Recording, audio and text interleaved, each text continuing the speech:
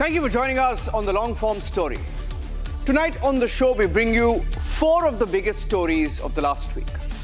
First up, the return of a rebel, Naga leader Thuingaleng Muivah, who's resurfaced after decades. Is this the turning point in India's oldest insurgency or the reignition of old fires? The return of Muivah on the Longform Story. Second, Mehul Choksi's homecoming. The fugitive who fled after the Punjab National Bank scam is now heading back. His new address could be Mumbai's Arthur Road jail. Justice is finally catching up with Mehul Choksi. Nirav Modi may be next. And third, the Myanmar shocker. 399 Indians found inside a cyber scam center. How did they land there?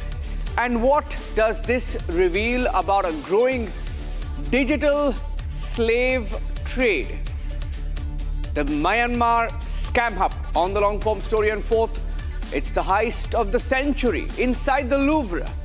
How did thieves strike at the world's most guarded museum? The Longform Story, the biggest stories of the week. Let's get started.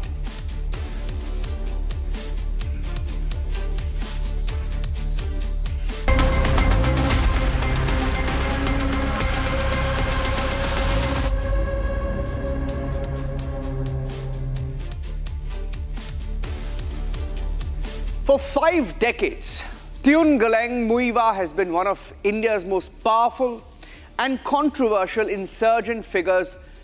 He's been operating from the shadows, working undercover, shifting locations, the face of the Naga movement, and the man behind the ceasefire he's been negotiating from somewhere we all don't know. It's a ceasefire that brought a fragile peace to the northeast. And now, after years away from the public eye, 5 decades later, Muivah has resurfaced in his hometown in Manipur, and he's getting a hero's welcome. Is his return a signal that the Naga peace process is entering a decisive new phase? Or could it reignite old tensions? Here's the full story on the return of the rebel, Muivah's comeback, and what it means for India's oldest insurgency. A story that mostly went unreported by the Lutyens media this week.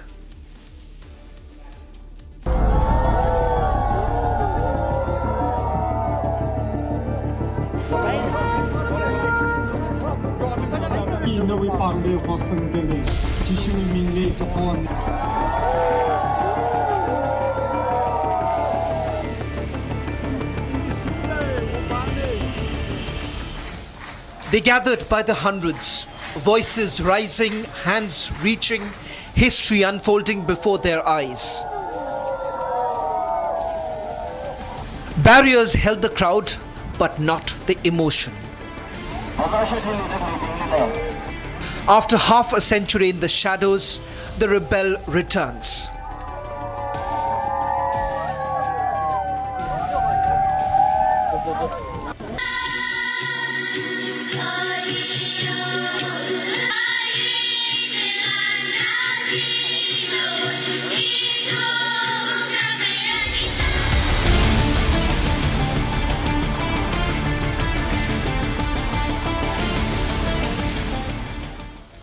Thuingaleng Muivah, to some a visionary, to others a cause of concern and a rebel.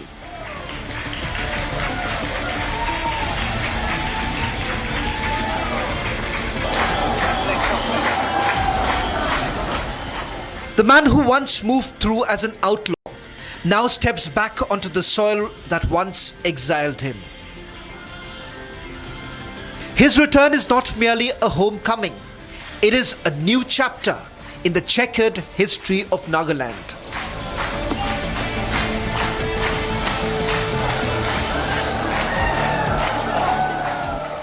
For behind the name lies a people's long pursuit of self-determination.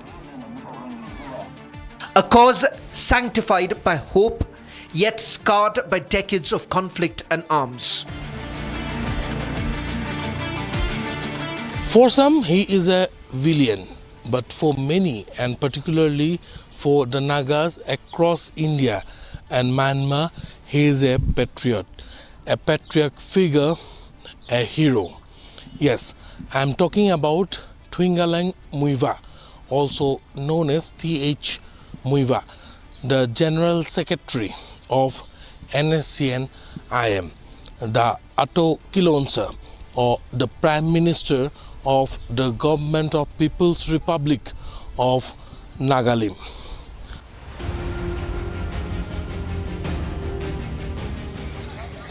Thuingaleng Muivah, General Secretary of the Nationalist Socialist Council of Nagalim, returned to his native Somdal village in Ukhrul in Manipur on Wednesday, 5 decades after leaving to join the Naga independence movement.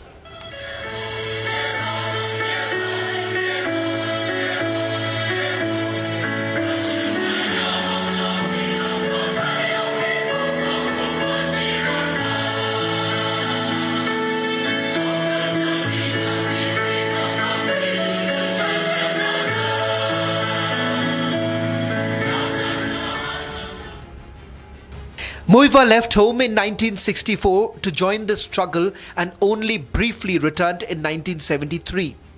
His last attempt to visit in 2010 was blocked by the state government and sparked deadly protests.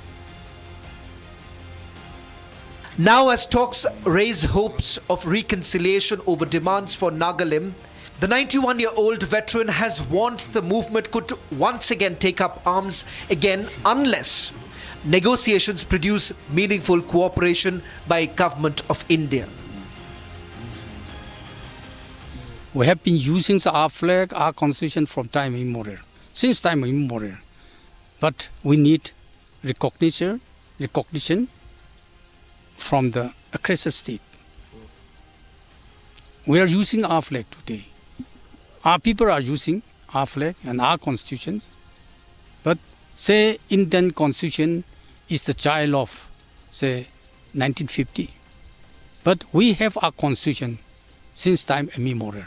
We have been using it as a people, as a nation, as a state, as a government. We have been using it. Now, the ball is in the court of India. We are waiting. Green signal from Delhi.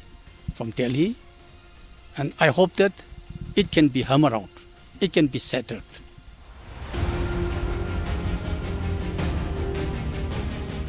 A Naga flag, a separate land, and a separate constitution. That's what the demand for Nagalim is all about. The demand envisions uniting all Naga tribes under one administrative and cultural identity. But the Nagas are not a single linear community. If one looks closer, they are a collection of multiple ethnic tribes spread across Manipur, Arunachal Pradesh, Assam, and even parts of Myanmar. But the question is, why is this demand so significant? Why does it matter? Since India's independence, there has been a knot, one that few have tried to untangle, the knot of otherness, of not feeling included. We don't have any Congress MLA for the last 10 years. For the 2 terms, we don't have Congress MLA elected member in our Nagaland Assembly. Why? During our Congress rule under the Prime Ministership of our Manmohan Singh Ji, he is our neighbor. He is a Rajya Sabha member from Assam. Though he was a Prime Minister for 10 years, he did not visit Nagaland even once. Since 2015, the Government of India has time and again made visits to Nagaland, kept a distinct communication channel open with Muivah. साथियों, अपने ही लोगों पर अविश्वास करके देश नहीं चलता। देश चलता है अपने लोगों का सम्मान करके, उनकी समस्याओं का समाधान करके। इसलिए पहले जहां नॉर्थ ईस्ट में डिवाइड की पॉलिटिक्स चलती थी, हमने उसे डिवाइन गवर्नेंस मॉडल में बदला है। And it's in these consistent efforts that the 91-year-old rebel, even though warns of an armed resistance, still remains open to peaceful negotiations. Muivah also thanked the centre, the Nagaland government and the present Manipur government for facilitating the itinerary to his birthplace Somdal in Ukhrul district.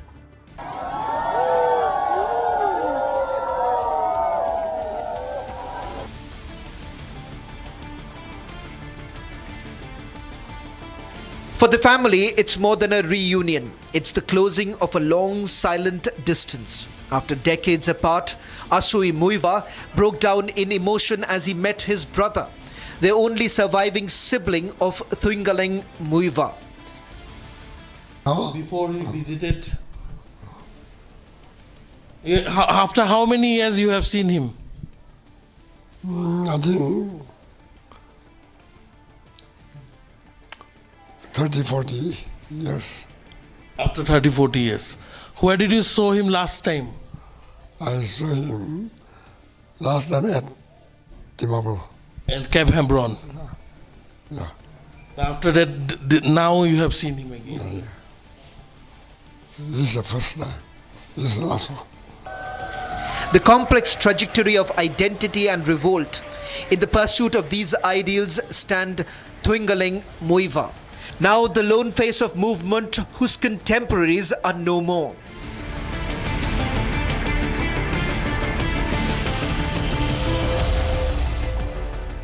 The village has erected statues of Thuingaleng Muivah and his wife Pakhao Muivah alongside a museum dedicated to his life. But even as history finds its monument, the path ahead remains uncertain and delicate. This homecoming comes months after the Prime Minister's visit to Manipur closes one chapter even as another waits to be written. Some call him a hero and some call him a villain. It will be decided by history whether he was a villain or a hero. But for today, the people of Somdal are celebrating him. They are celebrating the visit of the son of Somdal, the son of Ukhrul, who had been in the Naga movement for 62 years.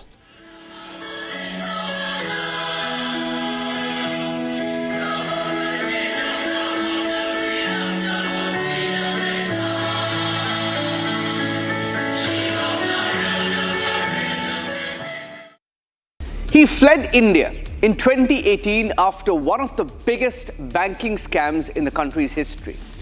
A 13,000 crore fraud that shook the financial system, exposing many loopholes in our banking system. Mehul Choksi, the fugitive diamantaire, the face of the PNB scam, has spent years evading Indian law, taking refuge in different countries, from Hong Kong to Antigua, and now battling extradition proceedings in Belgium. But the net is finally tightening. Belgium has cleared his extradition to India, and New Delhi has wasted no time. We've sent detailed photographs over the last few days and videos of Mumbai's Arthur Road jail to the Belgian authorities, to the courts, to assure them that India is ready. And yet, Choksi has one final card to play, a last appeal before the Belgian Supreme Court. And if that fails, the scam-tainted businessman will be back in India, facing trial and accountability for the first time since he fled. This is the story of a long chase nearing its end. Mehul Choksi's new address in India could be Mumbai's Arthur Road jail. From India to Antigua to Dominica, and now a new hideout in Antwerp, Belgium, the fugitives' fight continues across continents.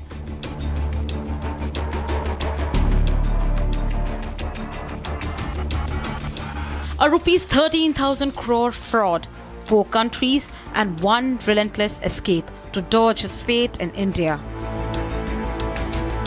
But the clock has finally started ticking for Choksi as Belgium clears his extradition to India. Barrack 12 of Mumbai's Arthur Road jail back in focus. No longer a matter of debate but a destination for India's most wanted fugitive economic offender. For Choksi, homecoming may mean confinement and the end of a global chase.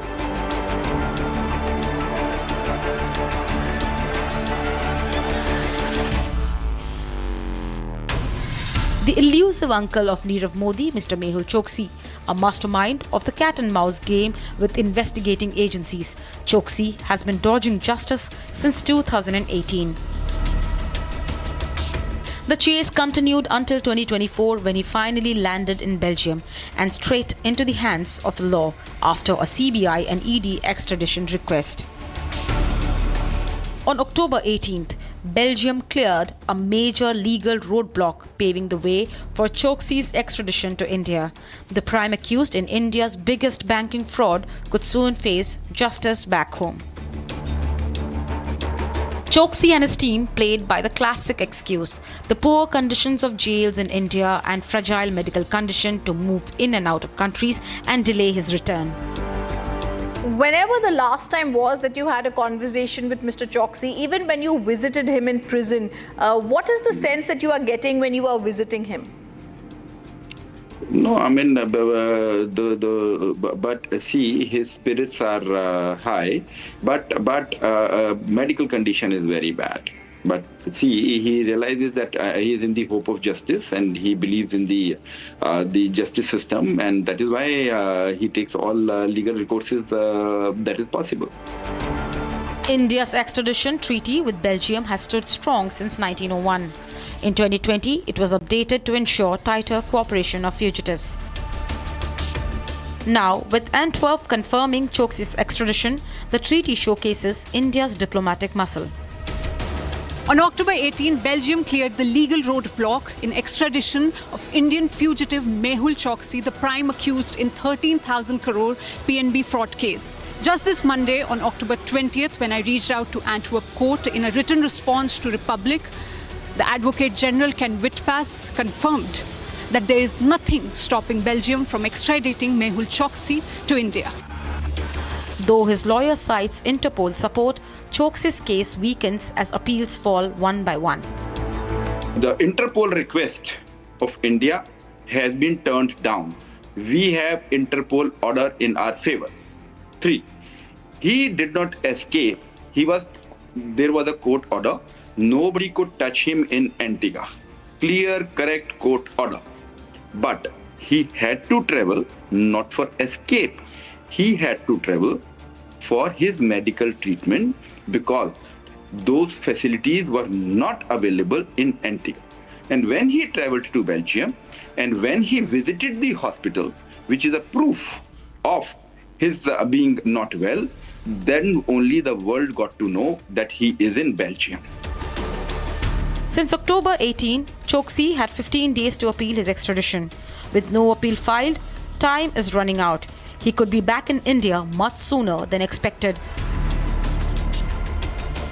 Choksi's return would mark another major diplomatic and legal victory for India, coming months after the successful extradition clearance of 2611 terror accused Tahavur Rana from the United States. It's one of the biggest international crackdowns on cybercrime in recent times, one of the global crackdowns. And at the center of it are hundreds of Indians. A billion-dollar cyber scam hub in Myanmar, run by Chinese crime syndicates, protected by the local militia, and operating almost like a digital fortress, and has now been busted. In the last few days, Republic has been the only channel reporting on it. The sprawling KK Park enclave on the outskirts of Mayawadi in Myanmar has long been notorious as a cybercrime base. Unregistered buildings, private militia guards, and even Starlink satellite systems powering a massive network of fraud until a Myanmar junta raid blew it open. And what followed was chaos. Over 700 people trying to flee across the border into Thailand, and among them, the headline, 399 Indians.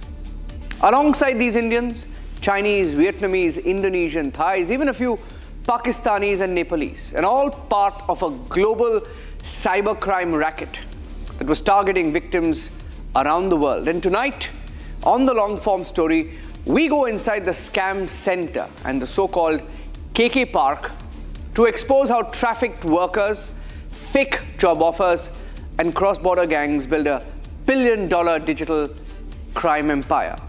What were 399 Indians doing inside this Myanmar cyber scam hub?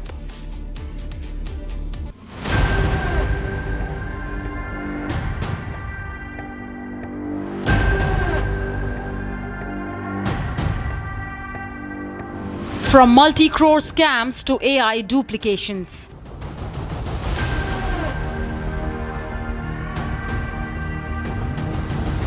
And digital crackdowns. The cyber world has grown from a tool of ease into a perilous world.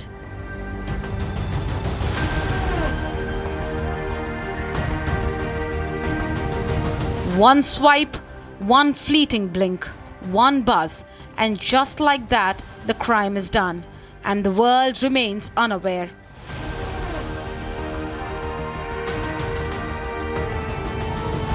The rise in the digital arrest fraud cases is alarming, wherein the scammers generally pose as a law enforcement on a video call. Official reports suggest that in 2023 and 2024, the cases have significantly surged, with losses crossing 500 crores in just that 1 year.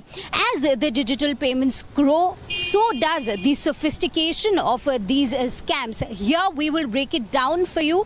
Who are these people? How do they operate? Who is the most vulnerable? And how can you save yourself?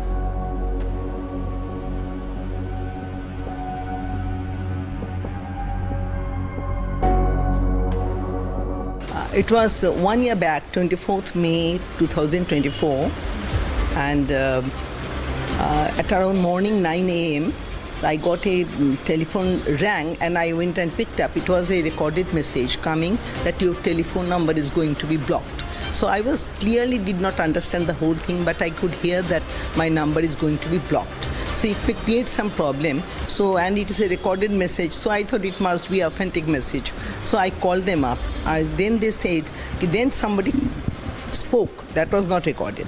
Then, madam, from your number, somebody with the help of your Aadhaar card must have taken another number, and they have given some abusive message languages and some porno photographs to 20 people. So they have complained to police station. So you have to report to Mumbai police station within 2 hours. So, but I'm trying to help you.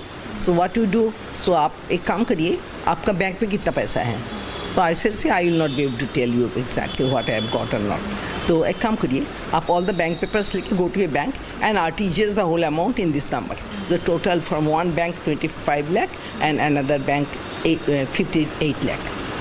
Okay, so I sent. And but both the bank, I asked them one question, that if there is something wrong in my account, why don't you freeze the account and verify, check it?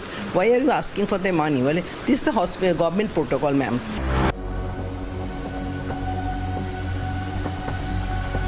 Krishnadas Gupta never got the money a scamster had stolen from her. Caught on a digital trap, she was not alone. Thousands had faced the same fate.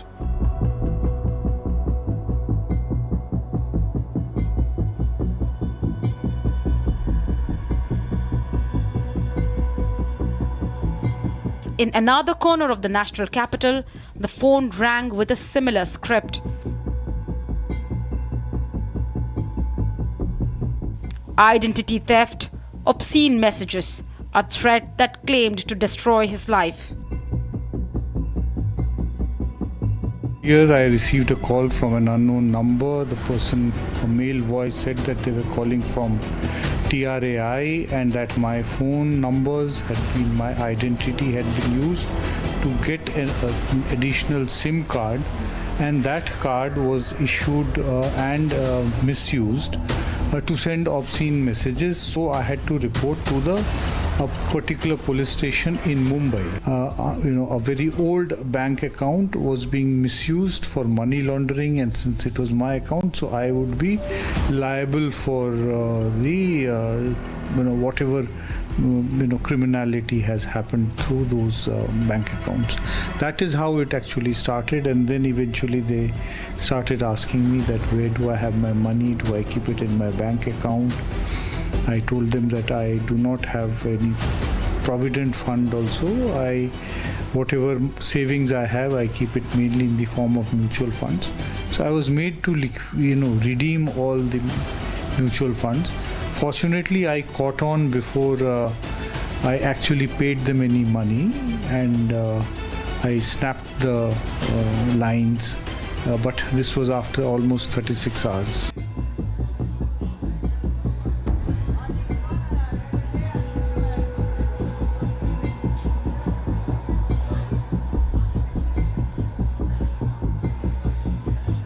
KR Park, at the heart of Myawaddy township.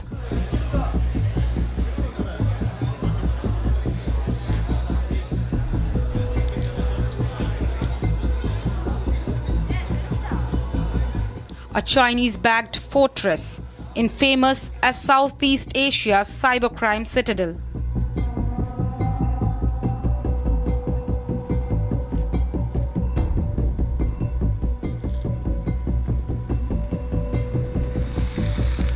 Behind its glossy facade, whispers of law enforcers, diplomats, and dirty scams swirl.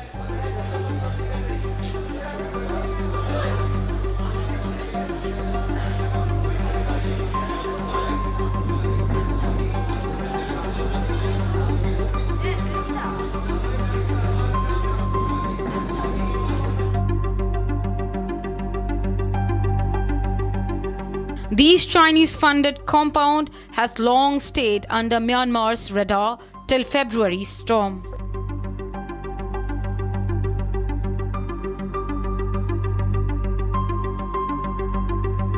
Over 700 foreigners pushed across into Thailand. A massive military raid unearthed Starlink terminals illegally operational inside the compound. In the raids carried out inside this complex, around 399 Indians were found trapped. Indians and Chinese were among the largest workforce. 700 attempted to cross over to Thailand.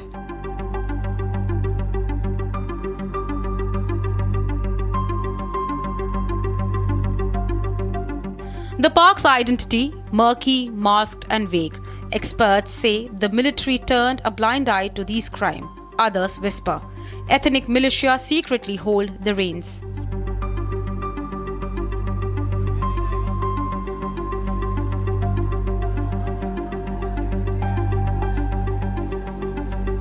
The junta pins the cyber chaos on the Karen National Union, accusing the ethnic group of fueling online fraud while opposing army rule.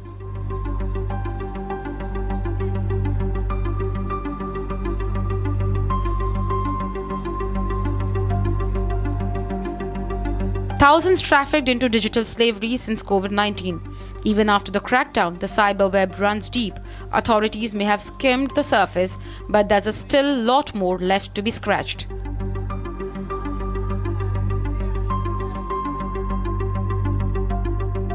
UN estimates that more than 1 lakh people are being forced to work in the scam centers in Myanmar.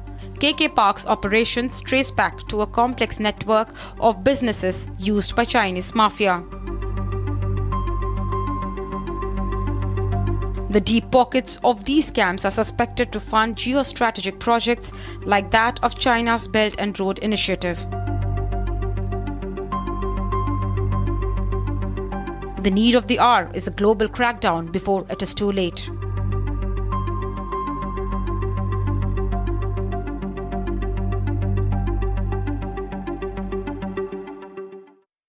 Ladies and gentlemen, on the 19th of October, the world woke up to what is now being called the heist of the century. In just 8 minutes, 4 thieves stole 8 priceless jewels valued at over $100 million from one of the most heavily guarded museums in the world. Armed with angle grinders, they broke through reinforced cases and vanished with the legendary Napoleonic jewels, a collection symbolizing France's imperial history. Now, this audacious theft has not just shocked France, it has triggered a political storm with questions over security failures, public spending, accountability now raging across France. Here's what's really happening inside the Louvre.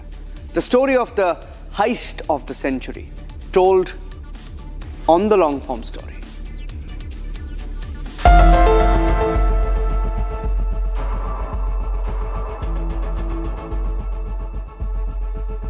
Heist of century worth $100 million happened at Paris Louvre Museum. In 8 minutes, 8 Napoleonic jewels were stolen away. The jewels stolen include a pearl diadem of Empress Eugenie, wife of Napoleon III, acquired by Louvre in 1992. A diamond bodice bow, another large bow-shaped adornment piece that belonged to the Empress. An emerald necklace and earrings, a set that Napoleon had gifted to his second wife, Marie-Louise, in 1810. Along with the reliquary brooch and a chandelier-like diamond brooch which once also belonged to Eugenie. All of this, along with 4 other jewels, was stolen by 4 thieves who left the Louvre Museum short about $100 million in just 8 minutes. Explaining the modus operandi adopted by the thieves, this is what the French cultural minister had to say. Il y a une enquête pénale, parce qu'on ne sait pas aussi ce qui s'est passé, parce que ça semblait bien renseigné aussi. Parce que je vais vous dire, dans la salle, moi j'ai vu la vidéo 3 minutes 52, hein, dans la salle. Hein. Ils sont allés directement sur les vitrines, ils savaient exactement ce qu'ils voulaient, et chacun sur une vitrine de manière très efficace. Et ils ne se sont pas attardés, ils sont allés à la disqueuse, ils ont détruit ces vitrines et ils sont repartis. Official reports suggest that the thieves rode a basket lift to Louvre, forced a window into gallery, smashed display cases and fled with the priceless Napoleonic jewels. A reported video has also emerged showing the theft taking place. While many are criticizing museum authorities for the lapses, Macron and his administration have come in the museum's defense. Pour le Louvre, je me suis exprimé hier soir, j'ai dit mon soutien, ma détermination. J'aurai l'occasion de revenir sur ce sujet quand je serai sur le territoire français. Sur Nicolas Sarkozy, j'ai eu des propos publics toujours très clairs sur l'indépendance de l'autorité judiciaire, dans le rôle qui est le mien, mais il était normal que... Est-ce que les dispositifs de sécurité du musée du Louvre ont été défaillants? Non, ils n'ont pas été défaillants. C'est une réalité. Les dispositifs de sécurité du musée du Louvre ont fonctionné. Et comme vous le savez, mais je vais vous répondre après, il y a des questions. Et comme vous le savez, j'ai diligenté une enquête administrative qui fera en toute transparence le détail des événements survenus dimanche dernier. But the museum director, speaking to the press, informed on her offer to resign, which was declined, while also denying any personal responsibility for the spendings. Par sa violence, ce vol blesse notre institution dans sa mission la plus profonde. Croyez-le bien, il ne s'agit nullement pour moi de me dérober ou d'adopter une position de déni. Malgré nos efforts, malgré notre travail acharné au quotidien, nous avons été mis en échec. 8 objets d'une valeur patrimoniale immense, témoins de l'histoire de notre pays, conservés dans le cœur historique du palais du Louvre, nous ont été arrachés. Il y a des échecs. Aujourd'hui, nous vivons un échec terrible au Louvre, dont je prends ma part de responsabilité. Je le redis, j'ai présenté ma démission, elle a été refusée. Mais qu'on ne me fasse pas des procès personnels de dépenses inconsidérées. La sécurisation. As the thieves took out the jewels with the angle grinders, interestingly, they left cursed Indian region diamond that was taken from the Golconda region. Their reason simply that the cursed diamond carries a tragedy. Interestingly, it it made its way to Napoleon Bonaparte, who added it to its sword, and the rest is history. Now, with this theft, the Louvre has come back to spotlight. The last time it happened was in 1911 when Mona Lisa was stolen. As the thieves still remain at large, access to museum remains partially restricted for visitors, but the museum is now open. And that's it on the long form story this evening on Republic. In case you missed it, catch the full episode Sunday afternoon, 12 p.m. Thanks for watching.